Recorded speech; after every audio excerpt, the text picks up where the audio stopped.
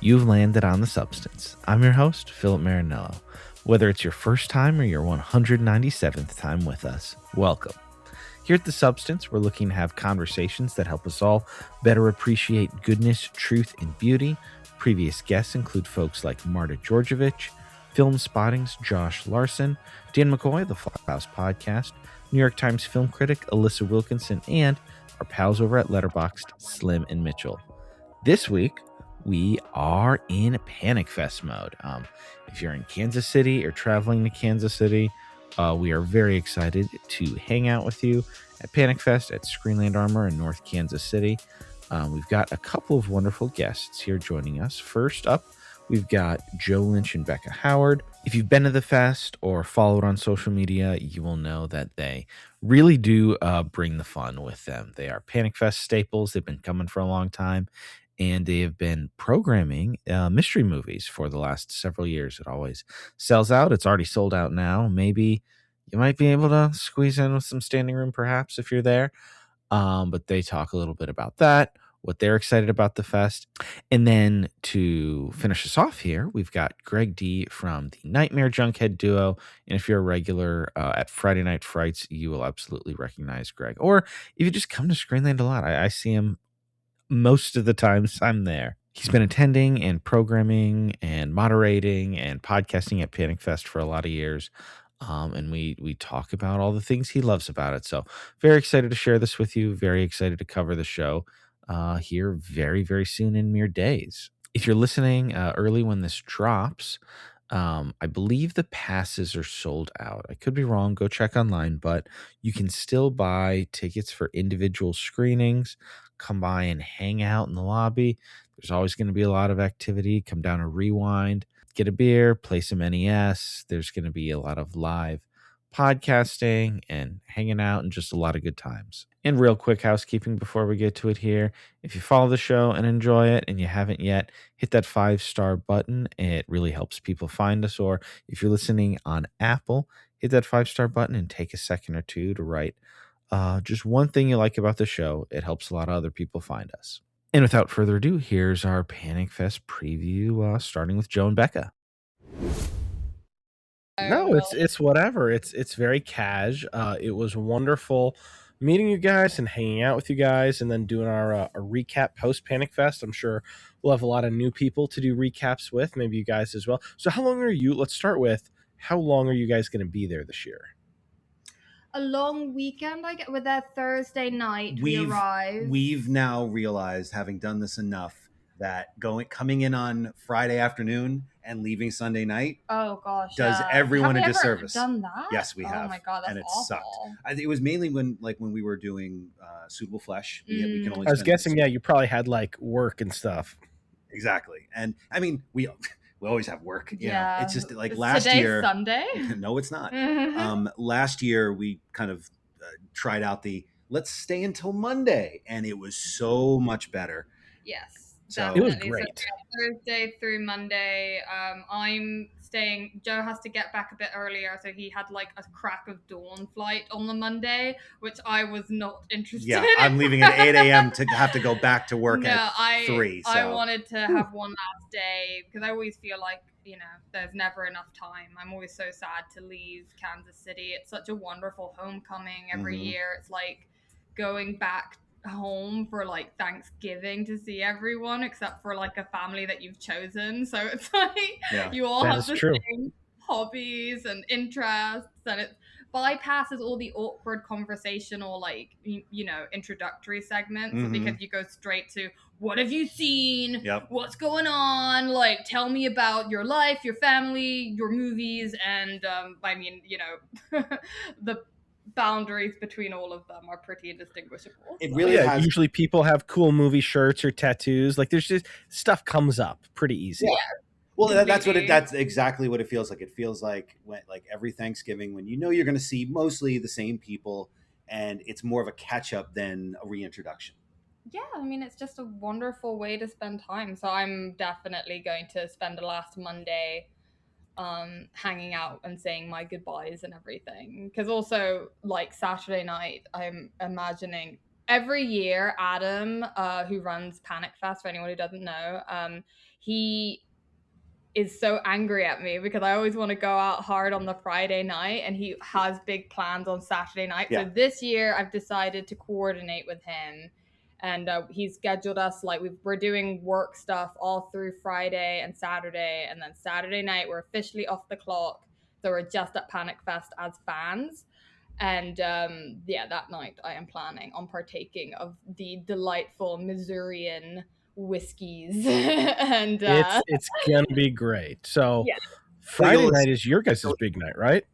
Yeah, but like just to let you know, if you see a lampshade on our heads on Saturday night, like we've done our jobs. Yeah, definitely. But yeah, so to answer your question, I guess we're doing things a little bit differently this year, because in the past we've always just kind of done Friday night was our big secret screening, and then alongside that was just sort of anything tangential that Adam wanted us to do, like podcast recording as ambassadors of Panic Fest. Sure. But more mascots, I would say. That's much better. Yes. Sure. Silly mascots, booze soaked, like, you know, very stinky. That mascot costume that's been left in the closet for several decades. That's us. That's more us. Sweaty, boozy mascots. Anyway, so this year we're going to tie it in a bit more to the podcast that Joe and I started, the sort of filmed show, A Couple of Old Fashions. Which kind of started at Panic Fest in a way. Yeah, Panic Fest was a big part of how we, you know, decided to begin, like, you know, a sort of more organized version of our fandom in a entertainment format on YouTube and, you know, podcast series. And yeah, we just wanted to sort of bring it all home, I guess. And so we started doing live versions of the podcast at film festivals at the end of last year, when Ramastrikt Film Festival in Norway very kindly invited us to participate in a live version of that show. So at Panic Fest this year, Adam said, well, we basically discovered you guys, like, you fell in love at Panic Fest, so you guys have to do live A Couple of Old Fashions here. And we were like, okay, so the different... That was a terrible Adam, by the way. I mean, basically all of my American male sound the voices same. are like, doi, doi, doi, I'm... you America. Jesus. Yeah. That's terrible. No. You know what, honestly, every year that we've done this, we've kind of upped the ante a little bit. You know, it went from not, like, you know, advertising what we're showing, to it being a secret screening, to it being a double feature. Who knows what this year will be like? But then when we, you know, obviously with the podcast component, and I love the fact that they do the, you know, the podcast recordings down in the video store. You know, yeah, it's very fun. It because of the interactivity, the vibe, and it's so nice. The last couple of years, Adam has, you know, succinctly said, you know, stop talking so much in between the movies or in the beginning of the secret screening, because I can't keep the people here until 2 a.m. and you guys can't shut the fuck up. So that's now allowed us to, like, basically make this a 2-tiered component of the whole Joe and Becca experience. Friday night, obviously, we'll be there to introduce the movies. We don't know what's who knows. Careful. But, you know, be careful. Off air, I'm very excited. I might have to miss it. I'm so annoyed. I'm gonna at least try to pop in and say hey, but there's so much crap. It's always hard. Yeah. Well, that's the problem is that Adam, the motherfucker, always programs a movie that I always want to see that plays on Friday night. Like, it's like it's a world premiere with the director, and it's like, come on, man. It's Azrael, or it's Evil Dead Rise, or this year with Obsession. It's like every single time, god damn it, you know. But we also know that, like, those movies are going to come out. So what makes it special is that, like, it's a little more intimate in the room and everything, but theater too, which is great, you know. It becomes our little sleepover party with everybody. And this year, being able to also have the live component of whatever we show on Friday night, that's what we're going to discuss on the show. Well, so for anyone who doesn't know, our show, A Couple of Old Fashions, is basically a live, a film discussion. Yeah. Because we'll come to it with a theme. just a randomly selected theme, and Joe and I will pick a movie that we think best speaks to that theme, and we don't know what the other person's picked, and we'll just like present them to one another, and then we decide which order they go in and watch them together, and then the podcast is essentially that discussion of the movie. Because really, it's very fun, and it also is a great. I'll give you guys some praise here. Wonderful podcast name. Not enough good podcast names out there. That's a very good one. Thank you so much. We didn't think that was going to work. I know. At first. Well, I always loved that because when one of our first dates, Joe got me an old fashioned cocktail, and I was all like manically coming from one, like, you know, it was the first week I'd ever spent in LA. I was like going from one thing to another. I was like, hey, I'm like sort of blew into the bar and then just manically started telling Joe a story about how old fashions were my favorite cocktail because of a 1937 movie that Leo McCarey made called Make Way for Tomorrow. And in it, this old couple are like on a date again in New York, and they don't know what drink to order, and the bartender recommends old fashioned, and they say, that sounds great, a couple of old fashions for a couple of old fashioned people. And I was like, that's really cute. We're like a couple of old fashions, and you ordered me it, and it's like kismet. And so that's where that whole thing comes from. Yep. So thank you very much. Anyway, so that's our podcast in a nutshell. So what we're doing with Panic Fest this year is our secret screening is now a couple of old fashions. We've picked a theme. Which we will. Can we say that? Not yet. Well, wait here. When is this coming out? So exactly. This will come out before Panic Fest because obviously we're teasing it. Tentatively, this will come out. You got to keep all this. The 30th. I could put it out on the 6th if you want to give me more info. But yeah, do we want to say it here? If it comes out the 6th. Yeah, I think the 6th. Yeah, because we've been talking to Adam about releasing like the info a week before. Okay, like we do then we'll do it on the 6th. This can go out on the 6th. Amazing. All right. So you're hearing it here first. Yeah, exclusive. Embargoed a couple of old-fashioned news. The theme we picked was outbreak, and we're currently like having separate discussions with Adam to keep the movies we're picking secret from each other, to like figure out with Adam specifically like the movie, if it can be played, if it's on like available on film, what the right situations are, so that Joe and I can like in the show surprise and so that you don't pick the same one. Oh yeah, that would be embarrassing. And that's a new thing for us. Like usually, you know, we copiously discuss, you know, what the double, if it's a double, who knows, you know. Well, it is a double because we've both picked a movie. You know what? The cat's out of the bag. It's 2 movies this year. We couldn't go back to one. The only way that we were going to go back to one, and Adam kind of pitched this, is if we did it in the big room. But 2 things. No. One, I like the intimate setting. Also, it's very nice to feel like we've sold the room out, you know, which is always nice. But also, like, we don't want to take away the experience for a new filmmaker or a filmmaker with their movie. This is literally like we're the goofy goofballs. It's a date night. Yeah. Like we're basically just doing a bigger version of like inviting our best friends over to watch movies. Yeah, I might sneak in a couple old fashions actually. I was really bummed I missed it. I loved the movie last year, but I was really the movie that I missed it.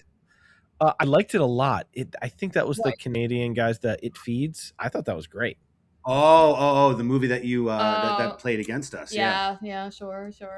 Well, nothing beats Whitefire or the Taking of Beverly Hills. Well, Whitefire. I've seen a lot more people log Whitefire. I think like Vinegar Syndrome or Arrow put it out. Arrow did, but I like to think we at Panic Fest accelerated, we jump-started the cult. For sure. So your guys' picks are locked in, and the other still doesn't know currently? Yep. Okay, so we're revealing it to one another on the night. Only I was going to try to press you. I'd be like, hey, off air, let me know. But you guys don't even know. That's amazing. So you can you give us, Phil and I, a hint of your movie? Oh, no, I don't know. What do you want? What can you say? Be as general as you want. Don't feel pressure. I'll do mine. Okay. And I will say this. We don't know which one is going first at this point. That's why this is coming out on the Sunday before. Like this is coming out Sunday or a Monday rather, the week of the festival. Got it. Perfect. And really quick, the theme came from the fact that the first Panic Fest that Becca and I did together, Yes. 2 weeks later was when everyone started talking about the outbreak of the pandemic. Oh, let's take us back to those times. Yep. Yeah, When that was I remember being in the lobby and everyone's going, "What the hell is with all these cruises with this like Yeah. weird sickness?" Don't worry about it. It'll be fine. Nothing's gonna happen oh to my God, it's us. so insane to remember that time. So that's where this is yeah. being inspired from. Whereas years past, each year has its own kind of personal story on why we pick what we pick. And this year we thought, if we're gonna have a theme, that's gonna be the one, and you can go anywhere with it. That's the beauty of it. Mine, here's my hint. Oh man, I don't know if I can get. I'm so excited for Joe to not know until the day of, so I'm so scared to give any kind of a hint. You don't have to say anything if you don't want. I'm going to say this, and this is just through conversations that I've had with Adam. This movie might get at least me arrested for showing it. Yeah. Did Adam Ooh. also say to you that he wanted it to be more genre friendly? Yes. Oh my God, he said that to me. 100%. Yep. Like, all right, that's my hint. It's slightly more genre friendly than like. Because in the past, like, thank God it's Friday, which Yeah. obviously, became. Everybody loved that, though. I know. I agree. I don't agree. know what Adam's like doing. I think it's just, like he keeps pushing us to kind of go in the realm of more hard genre. And last year, I mean, Whitefire is, I don't know what the fuck you call that thing, but it's definitely I'd say that's healthfully within the genre family. Yeah. Yes. And the Taking it's of Beverly weird Hills uncle is just of the genre family. Taking of Beverly Hills is like, action for sure, but it's like an action ripoff, so that's fine. This year, I was like, you want it, you fucking got it. And Right. I don't know if I'm going to survive the night. We'll see. There I'm might excited. there might be tomatoes thrown, but I'll say this: this is definitely the hardest choice, and this coming from the guy that picked the New York Ripper. Well, speaking of Okay.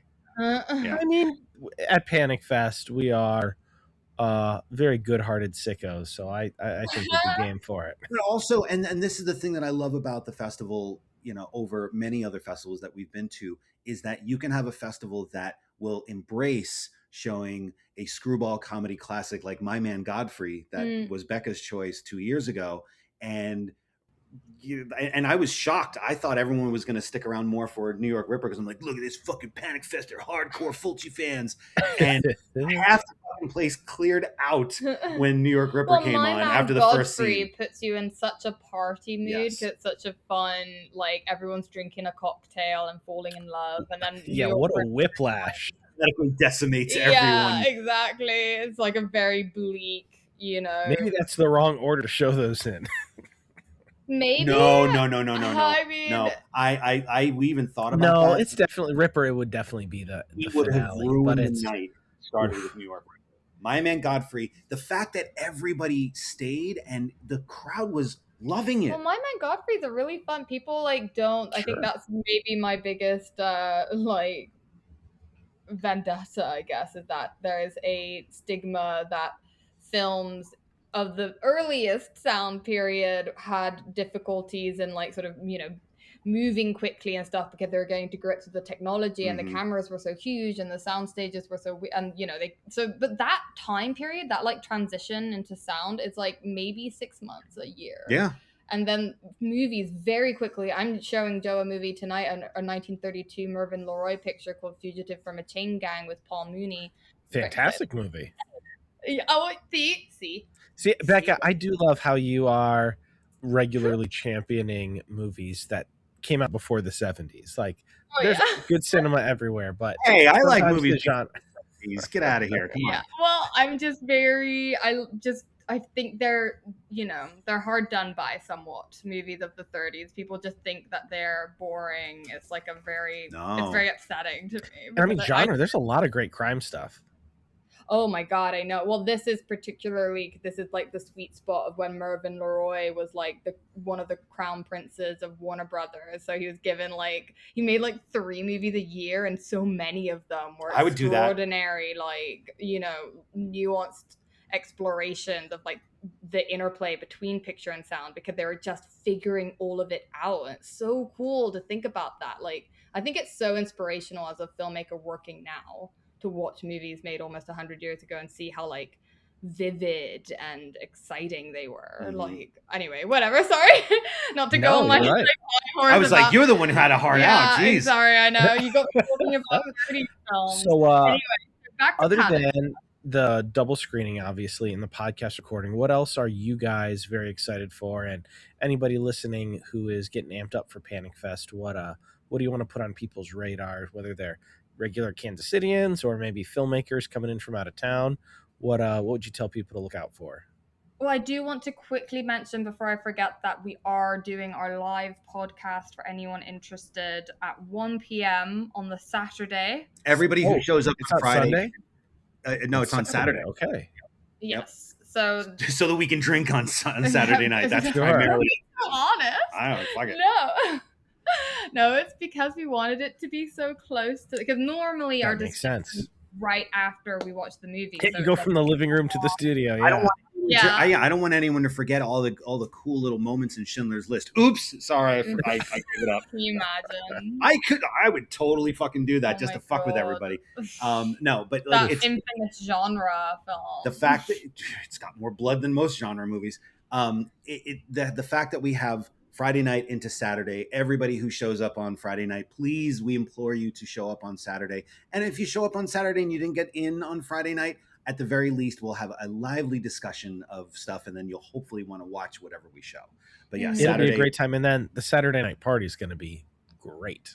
Yes. especially because we can drink now. Yeah, So but- I have a couple ones that I know of that I think people should check out. Unfortunately, most of them are movies that we're not going to be able to see I know. for one reason or another. Like, We're like Spider-One's Big yeah, Baby. we which arrive. Our plane touches down. Spider-One and Christy Fox, our dear friends, their film is opening Panic Fest on Thursday. Yep, it's that's opening night. Yeah, literally as our plane touches down in Missouri is when their film starts. So we know you guys are super slick and fast and well oiled at this point at getting us from point A to point B, but I don't think even the majesty No. of Jenny would be able to drive, or Stacy could drive us Yeah, from I don't think the that's happening. airport to the film in time. We might be able to make Your Next, which Yeah. is celebrating an anniversary screening. AJ Bowen is going to be there, which we Yes, love. he is. That's going to be on 35 millimeter too. Yeah, Oh, that's so exciting. I love the exciting. fact that they're doing 35 millimeter and I even know. 70 millimeter screenings now. It's so great. Last weekend, Friday the 13th, we did Freddy versus Jason, and whenever know. Freddy Krueger was on screen, it looked incredible. Yeah, I was getting Oh, texts so from cool. Adam going, "Sucker, you're not here." I'm like,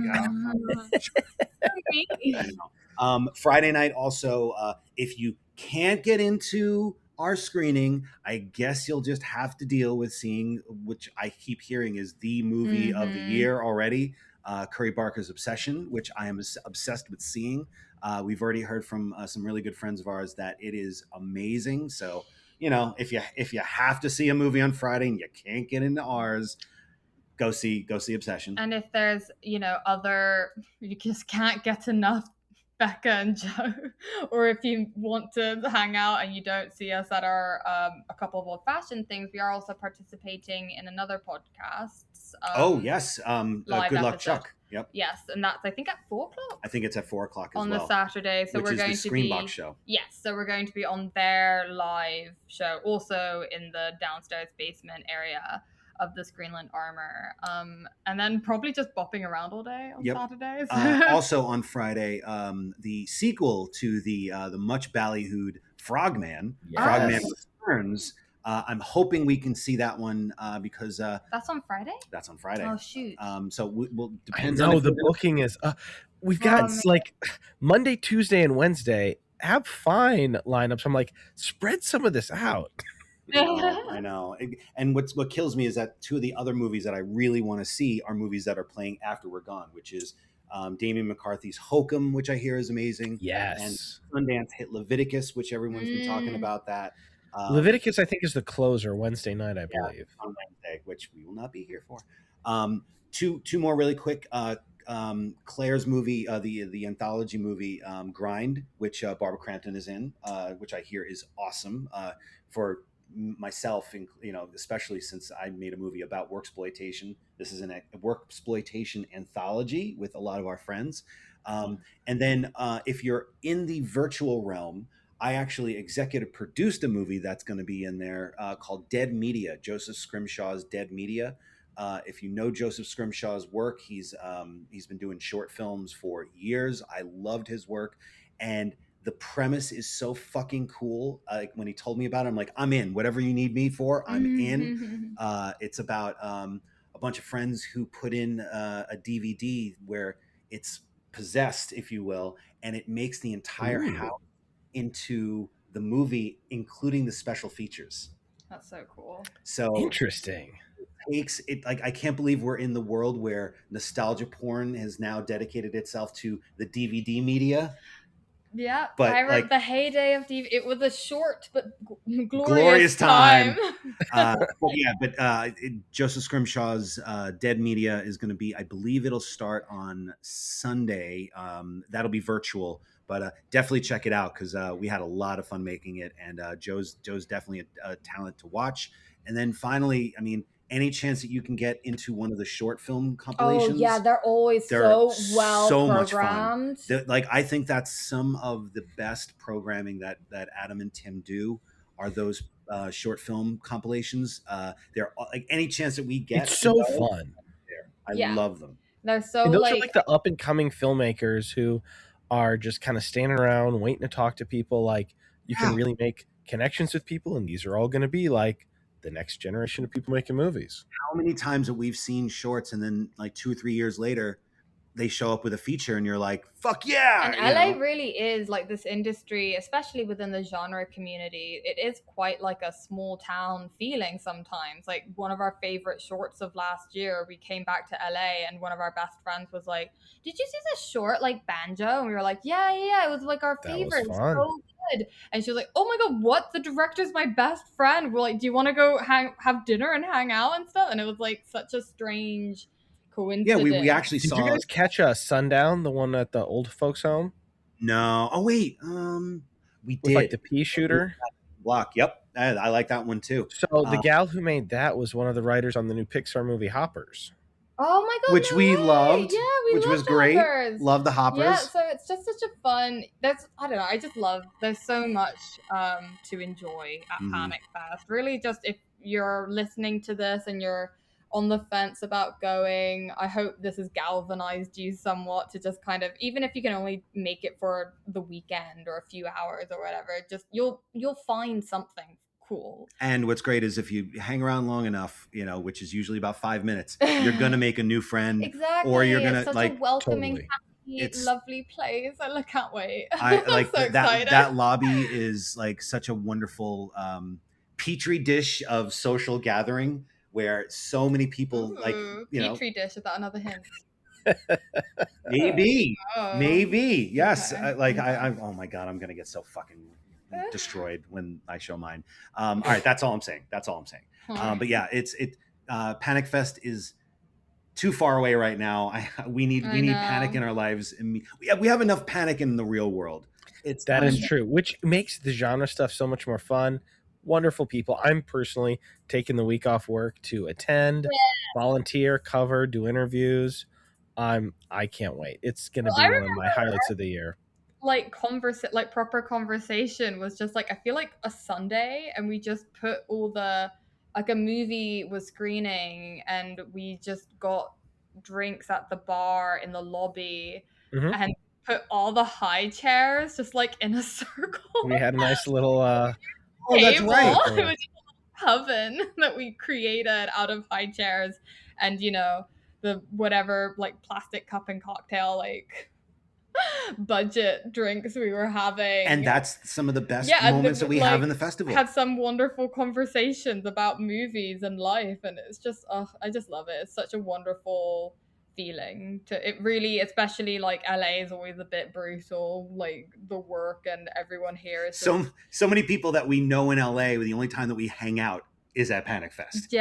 Yeah, true. I mean, it's just, it's the best place too, because it is just reminds you of why you love movies and why you do the work. And again, Panic Fest, perfect name for it, because you're confronting the stress of everyday life and celebrating the all the bonds and friendships you can Mhm. make from that kind of, all the negative emotions are sort of more like confronted in a celebratory, happy, communal kind of a way, like the best genre films are. And I just Yep. think this community represents the very best of that and the very best spirit of it. So No, the community is an immense highlight, and you guys are said the mascots or whatever, like, and as a couple of old fashions launched out of it, it's been fun to listen to. It's fun now that you can watch it.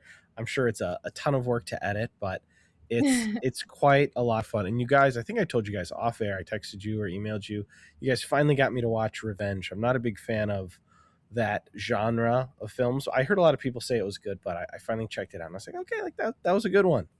Yeah, that's Coralie, the best. The love best her. compliments that we get are the ones where someone said, "I never heard of this movie," or "I didn't want to see it," or whatever, and then they watched it just because. And I think that's the key to discoveries. Like last night, we went to go see what was it? Of unknown Unknown Origin. And then George. it was a rat focused. Yes, it was feature. Rat Night at the Video Archives Video Club, and we saw of Unknown Origin and Ben. So wonderful. And it was amazing. And most of that came from, we kept hearing people talking about it. Like, I think Quentin and Roger talked about it on Video Archives. And I'm like, why the fuck haven't we seen this? Holy shit. So that it's the discussion is part of the fun. And there's a lot of discussion to be had at Panic Fest. Boom. You're not kidding. You're not kidding. No, this is, and actually it was really funny. I'm putting together stuff, just looking at past Panic Fest and first time things, but legit, it's not so much the movies, it is legit the memories, the people that are met, the community that is formed. I'm excited. So you got to, got a chance to talk to Joe and Becca. It was a great time. They're Yeah, they were awesome. recording one. I got exactly 30 minutes with them. Becca had a hard out. She had some sort of project. Like they like fit me in the half hour they had, which I was grateful for. We're gonna be hanging out.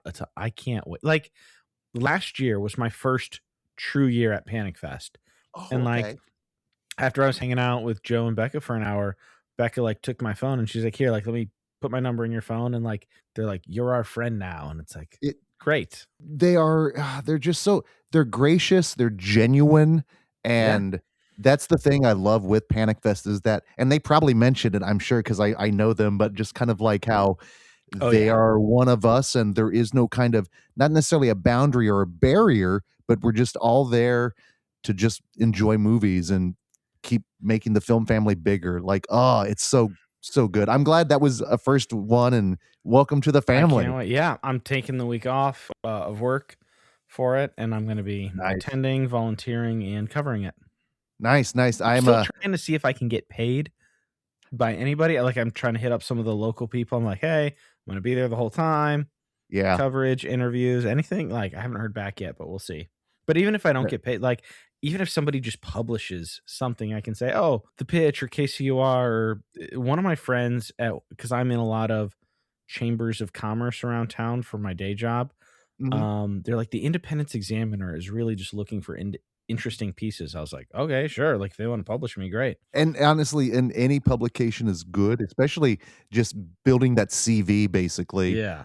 Putting that portfolio together. No, and that's the other thing is just the idea of the networking and that component of it, which I'm horrible about because I have anxiety with esteem, which means I have Panic Fest, and they always hit at Panic Fest. It's the worst thing. So I remember last year, man, you're crashing a little bit. It's rough. It's stuff I have been overstimulating because there's like a couple hundred people there, and there's activity all the time, and you guys kind of have the spotlight on you because you guys introduce and do some Q&As, and you got the podcast. Like you're attending, but you're also doing a lot. That weirdly enough, that's the stuff that fuels me. It's actually like the interactions in between of just casually hanging out, and because it's just horrible things, the inner stuff. I literally was texting back and forth this morning with my technically my good friend ex-wife, who's kind of my therapist, basically, talking through some of that stuff. It was really good, actually. So I'm going to make sure this Panic Fest I'm addressing, because I missed out on White Fire last year. Oh yeah. And I'm so White fire. I missed out on Freaky Tales last year. I missed out on Freaky Tales because of my kid's birthday. So well, you have a family, so you have those priorities. I don't know if you saw on Letterboxd. We took our whole family yesterday to Screenland for Mario. I saw that. I did. And it played wonderfully, apparently. It really did. Yeah. I'm seeing so many low reviews, and I don't want to get too off track here. It's like, it's a kid's movie. Yeah, I had a really fun time. And I don't like every kid's movie. It's not that it was incredible, but it was very watchable. It was fun. It was exciting. And it was touching. Here's the real question. Did your kids enjoy it? They loved it. There you go. It was great. Ideally, 20 years from now, when they're looking back, they're going to remember seeing that in the theater with you guys. Like, I remember certain screenings with my folks from 40 years ago. So those are memories that are made, man. That's wonderful. Oh, no, absolutely. I definitely remember, especially some of my early ones. And we didn't quite lie to them or whatever, but we kind of insinuated, we'll probably take you guys this weekend sometime because they're on spring break. But we took them Wednesday evening, and so they thought we were going to do it Friday or Saturday. So they were so pumped when they pulled up. They saw the marquee. He's like, we're at Screenland. And my older kid is a movie kid, and my older kid is he's focused on Screenland. He hears me talking about it. He's like, when can I go to Panic Fest? There's a nice little transition. I wasn't even planning that. But yeah, no, he's all in on the movie thing. It's the next generation of film lovers. And for them actually to be able to see and appreciate a movie in the theater versus something that is streaming at home, it's cool for them to kind of be able to see the difference and to feel the communal thing and to have mom and dad doing it. That's pretty rad. Oh, yeah. Well, and when we walked out of Theater 1, they saw the signs now in Theater 2 from Up at Treasure Island. They're like, well, what about that? And it's like, we do have the disc at home. We could watch that. That's perfect. And thank you for being part of the community of Screenland and, Panic Fest, of, Friday Night Frights, all the things that go on there. Oh, it is my absolute pleasure.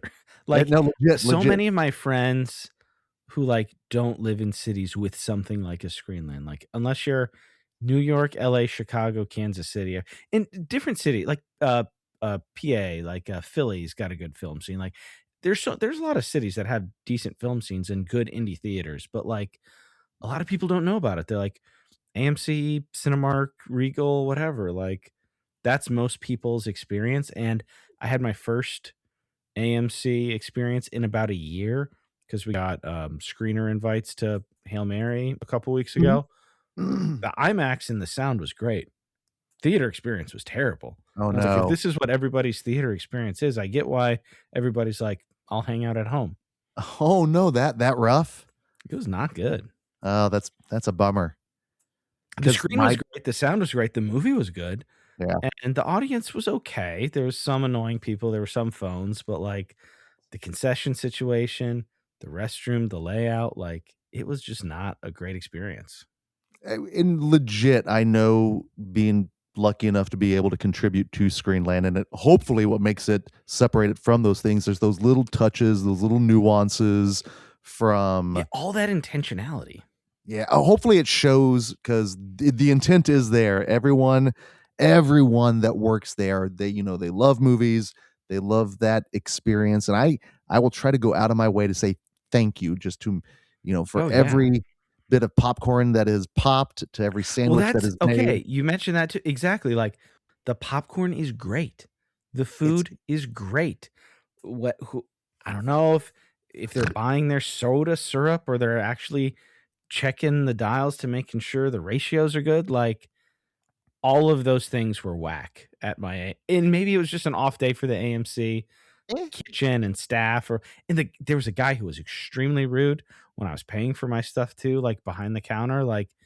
All of that was bad. And then we saw Super Mario the other day, and everything was great. Well, I'm glad.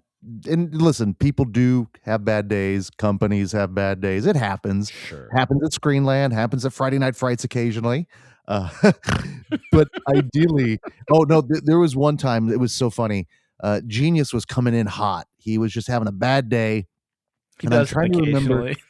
Yeah, and I'm trying to remember specifically what movie it was for, but part of the pre-show was a clip from Hereditary, and if yeah. No, this is like legendary. Yeah. Oh, it's just such a thing that will set him off. So he walks in, he sees that, he curses aloud, everyone in the theater sees it, and they start laughing, and it is Which such makes a him even. no, it was technically, the catharsis actually was positive versus negative. It kinda snapped him out of his bad mood. But no, all of those things legit. It's, over this now 6 years we've been doing Friday Night Frights, legit, familiar faces, people that were to go what's that, "Everybody's working for the weekend." Pretty much. A Yeah. lot of us we're getting just so we can get to it's not even so much the movies anymore, it's just the people we're watching the It movies really is with. the whole thing. Cause like I go now, and if it's like a Friday Night Frights or a Saturday night show or like the Sunday Mhm. matinee, which I thought Mhm. it was interesting. We are not really even hitting Panic Fest here. We got to get to that. But um Adam and you were talking on one of the recent Screenland episodes about what's a Friday Night Frights vibe versus what's a Sunday matinee vibe, and you get to know the types of people who go to those different things. I'm like, oh hey, and like I'll walk in and I'll know 5, 6, 7, 8, 9 people. Like I'll be like, oh, like hey, what's up, everybody? And it's Mhm. like cheers. It's great. And it's really been important for me to really know people by their first name. Totally. And it's number one, I'm and is admittedly I am a socially awkward introvert. I'm in hosting mode, but it makes me so happy to see people happy.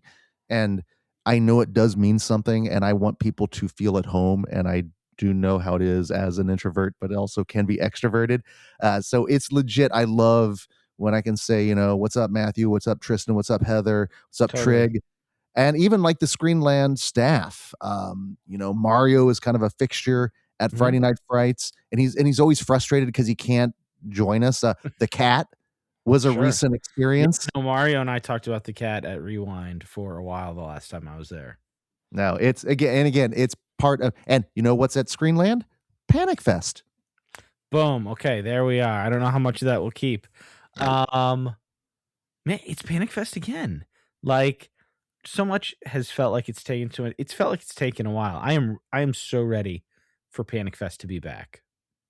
It has become one of those things with like Friday Night Frights, it's a weekly thing we're always looking forward to, but with Panic Fest, it's that yearly thing where we get to see people sometimes only on a yearly basis, and it makes every Panic Fest, that much more endearing and sweeter.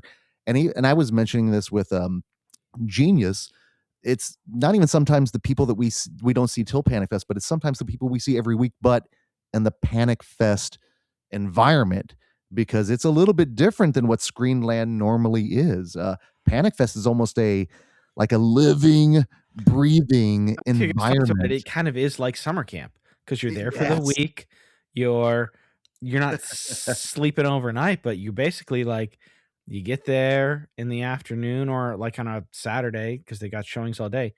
You're there for a lot of hours, and sometimes you maybe leave at like 2, 3 in the morning. You're back the next day. Like you're putting in a lot of hours with people, and then if you have the Q and A's and the moments and like the bonding in the lobby, like it's not Mhm. just like seeing a couple of movies with people. It's very much a communal long-term experience.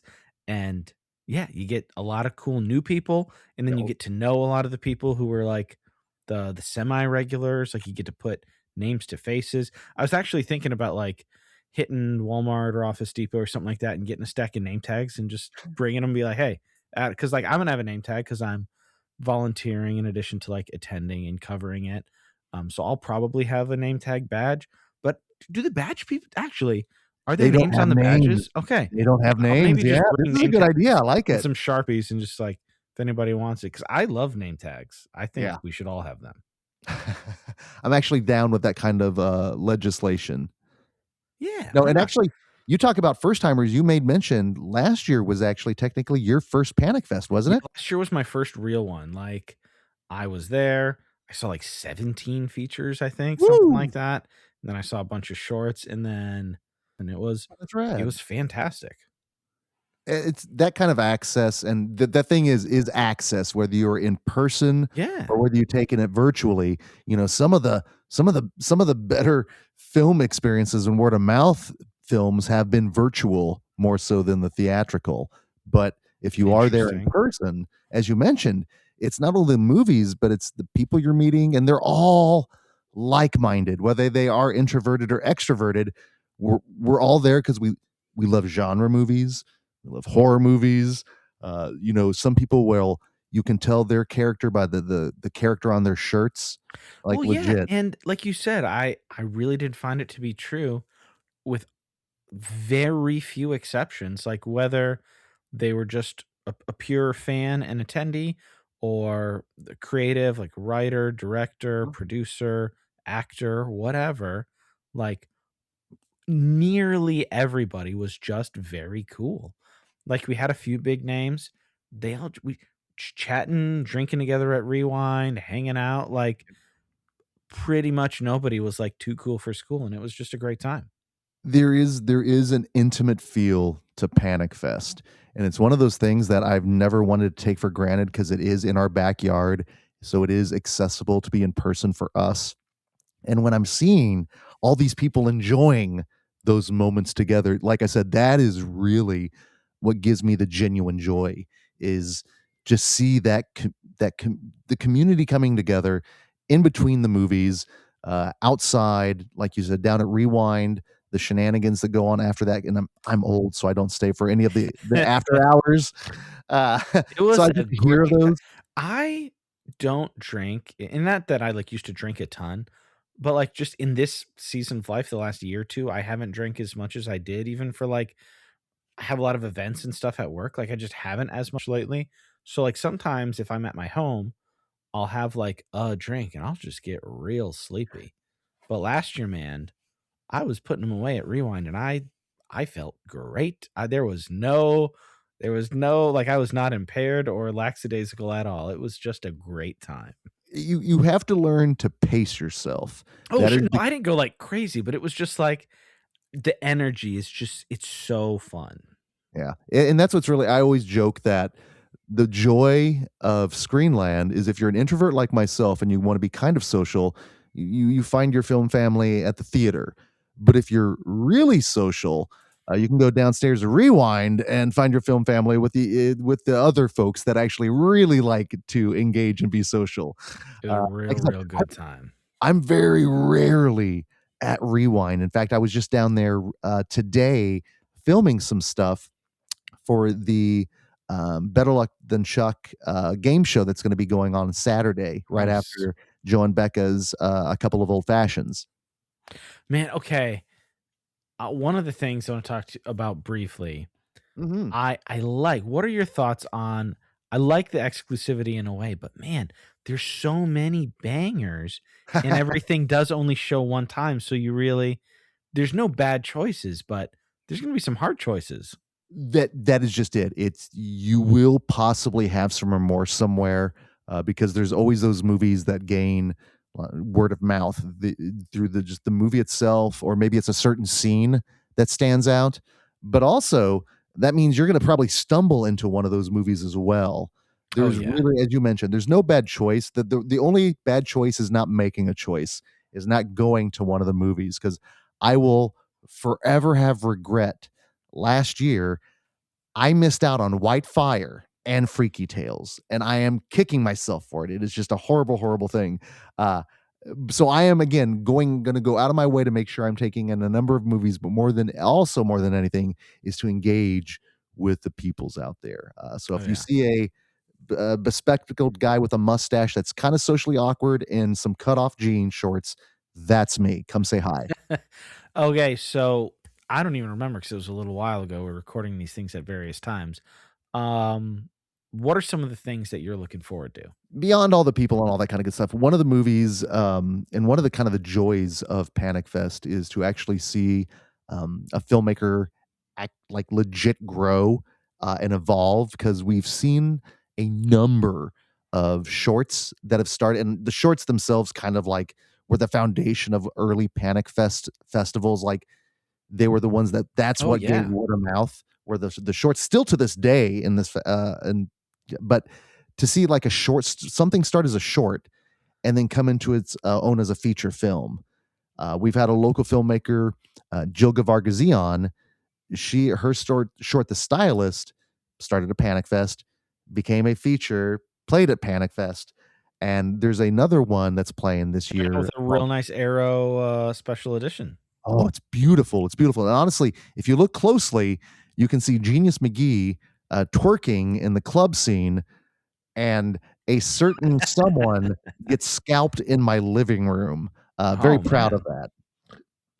But There you there's a go. film that's playing on Saturday called Ivan that started as a short at Panic Fest and is now premiering as a feature film. So that's actually, for me, that's really cool to see these filmmakers go from just start as like a little short concept and to see it evolve as a feature film. So that's one. In fact, another one I'm really looking forward to is one that played at Panic Fest. And what is your stance on found footage, Philip?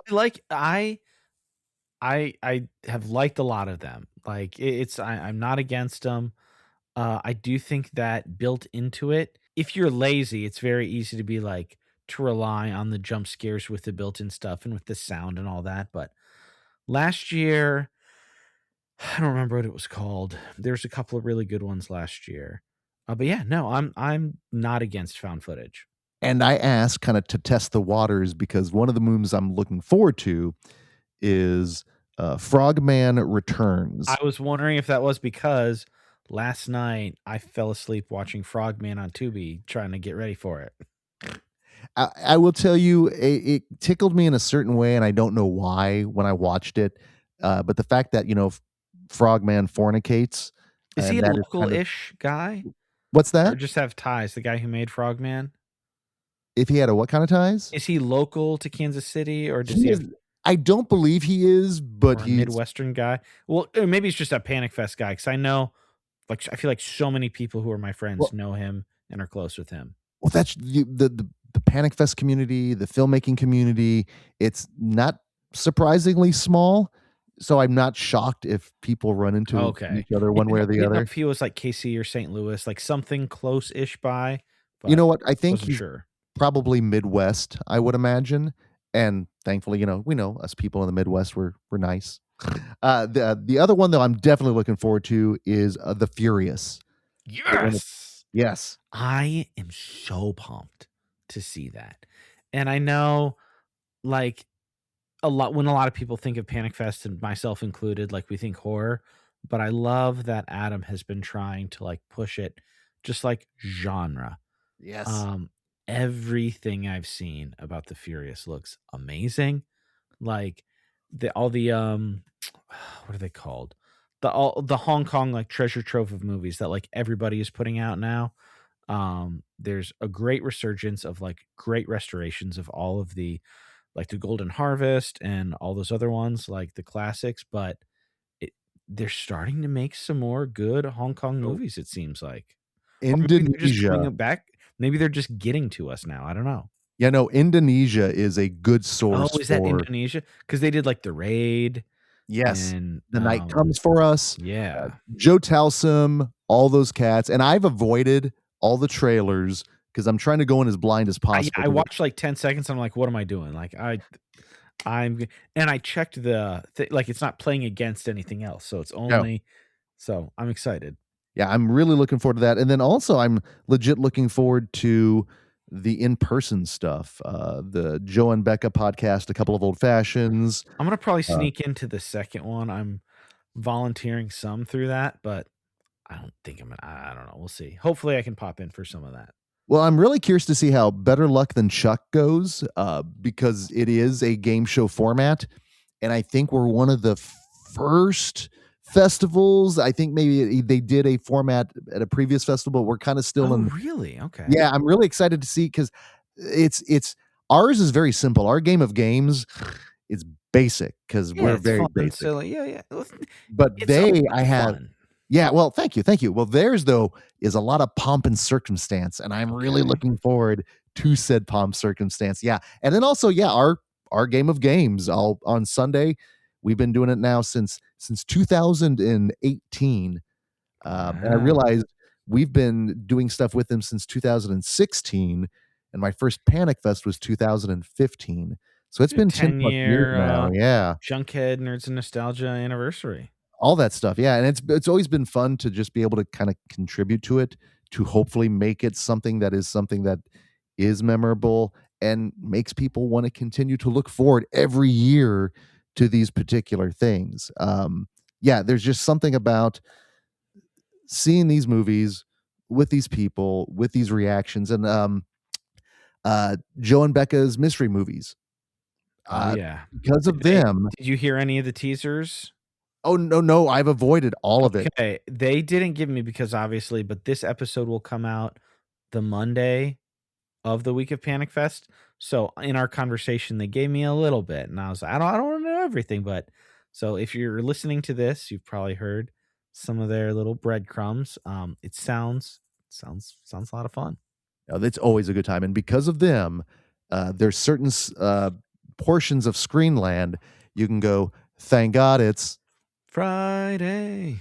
There we go, and of course the White Fire. Yes, White Fire. There we go. Call and response. Yeah, I love a good call and response. We do it every Friday night.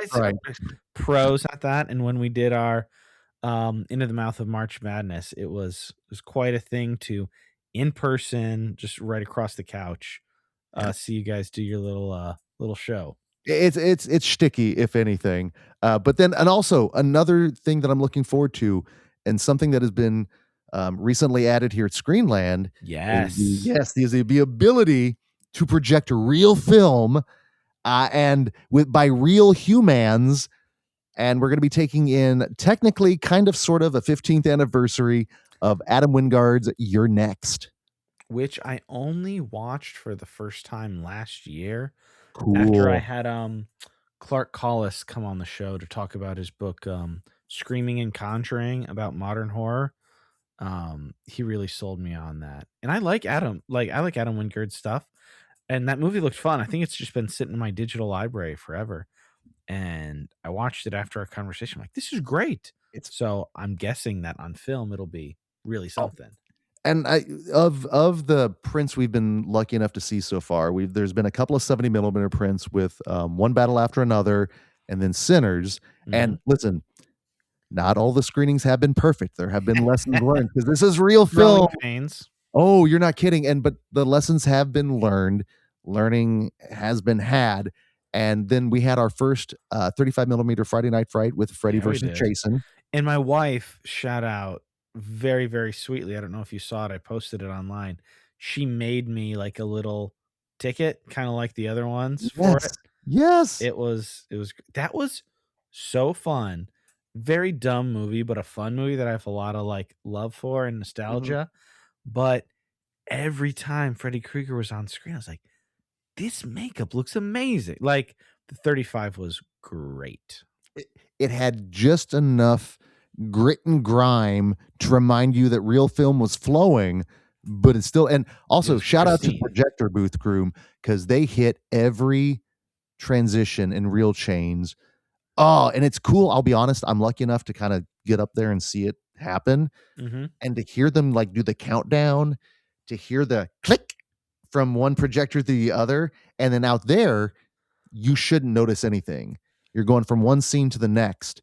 So, and honestly, every cigarette burn that pops up now, I get a little bit of anxiety, because I'm like, oh, here comes a real change. Oh, I get excited. Yeah. And I'm like, and then when they hit it, oh, I will. A couple of times I've run up there. I'm like, great, real change. It was flawless.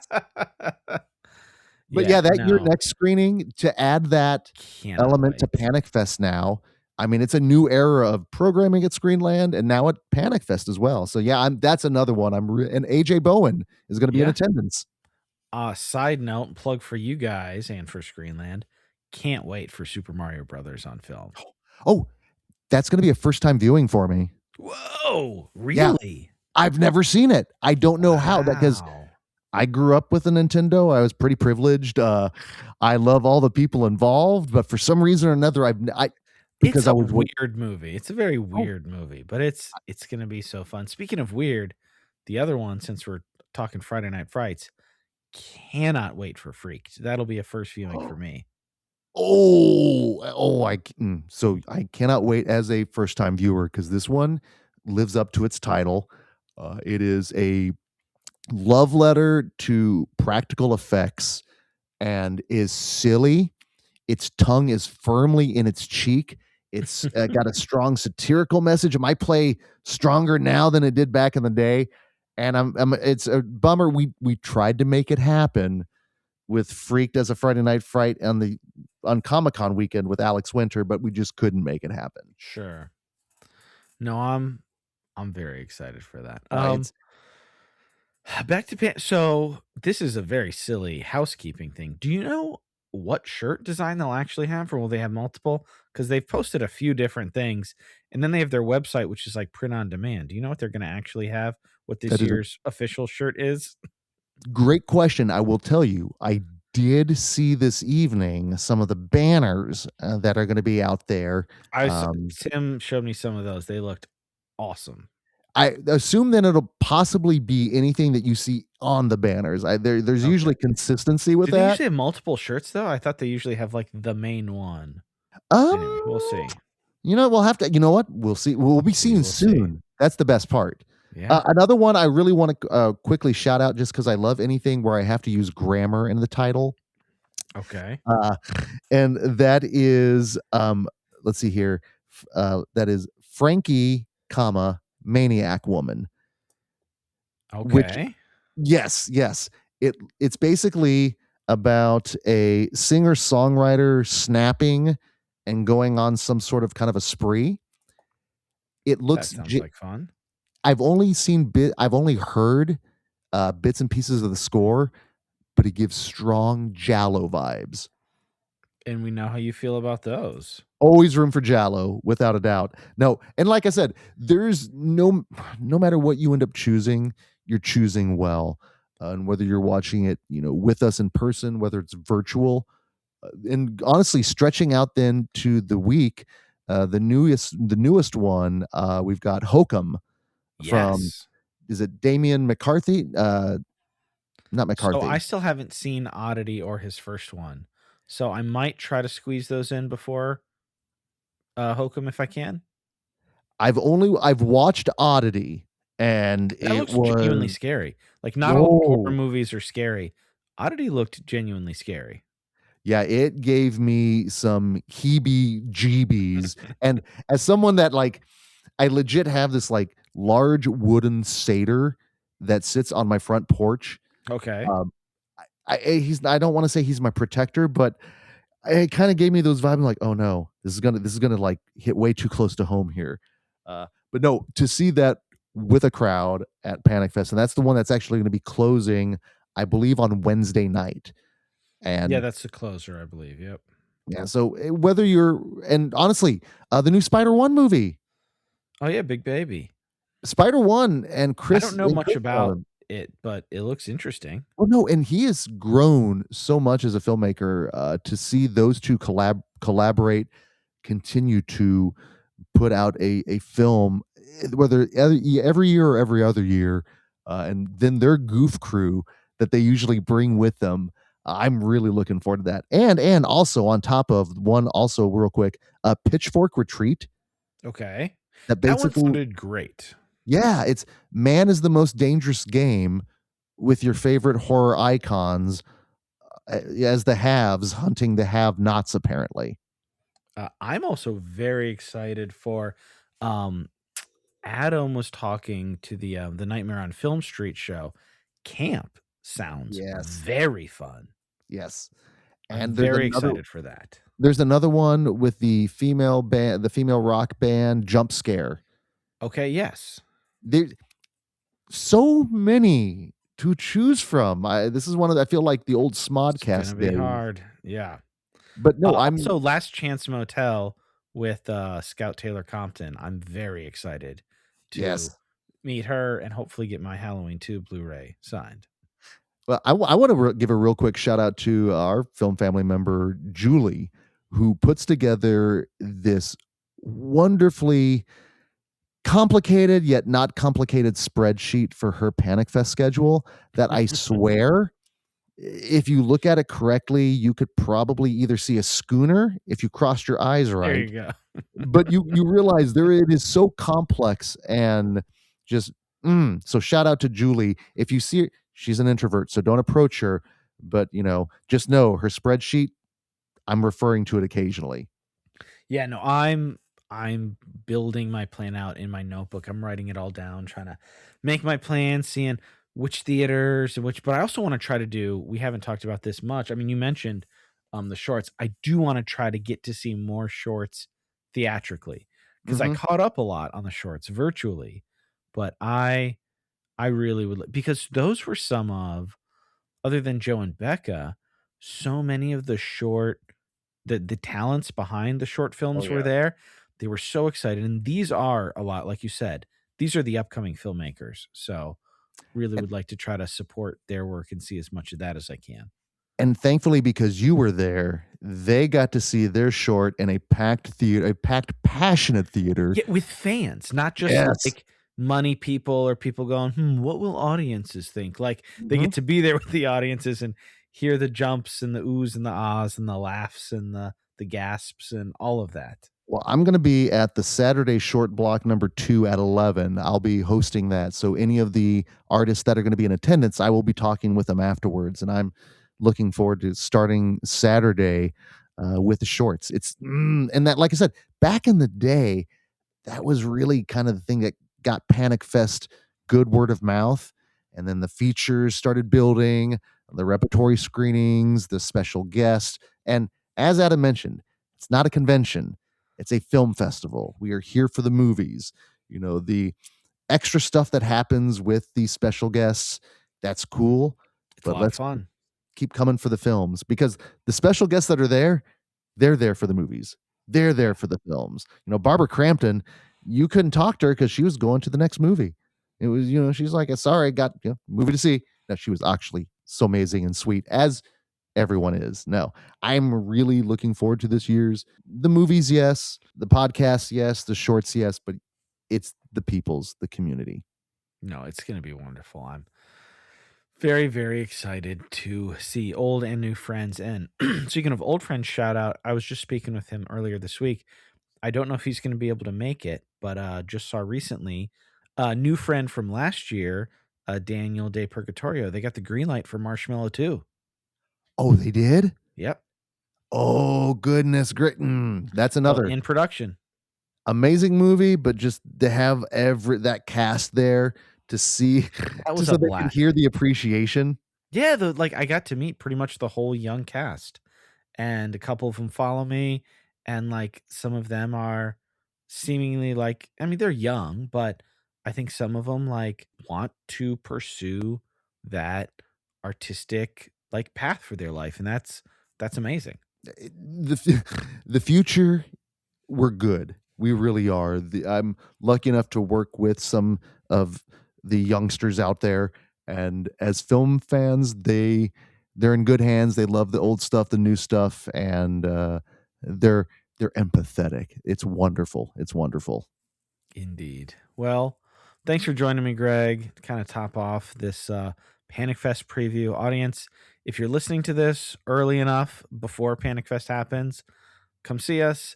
I think the passes are probably gone by now, but you can come buy tickets for any showings that still have seats available.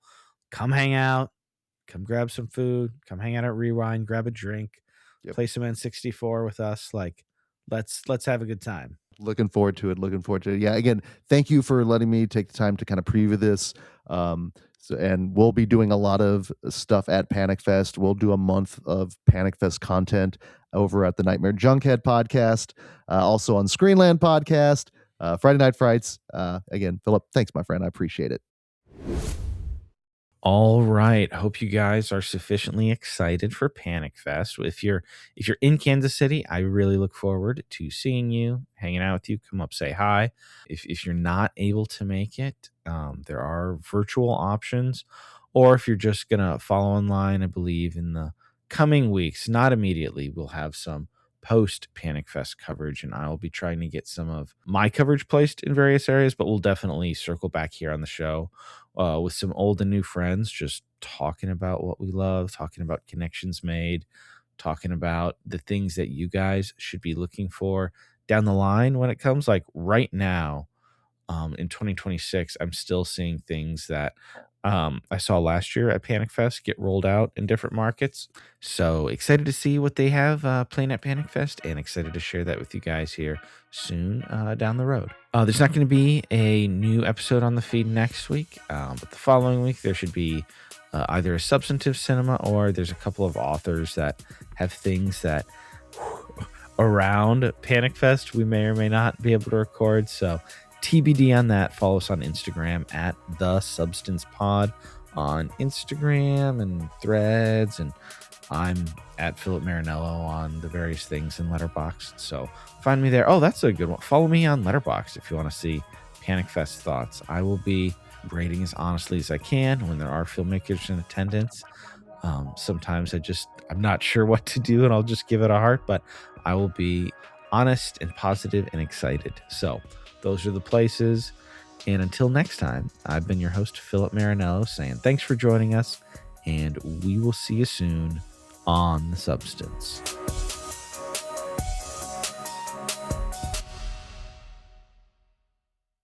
Okay, cool. Okay, I just got back from the gym, so sorry. You're A fine. girl has to keep some secrets. Wait, you don't poop either. No, yeah, I don't sweat or poop. It's a miracle of nature. Anyway, sorry. We don't have time for chit chat. All right, I'll shut up. So No. whenever you're ready, Philip, let us know.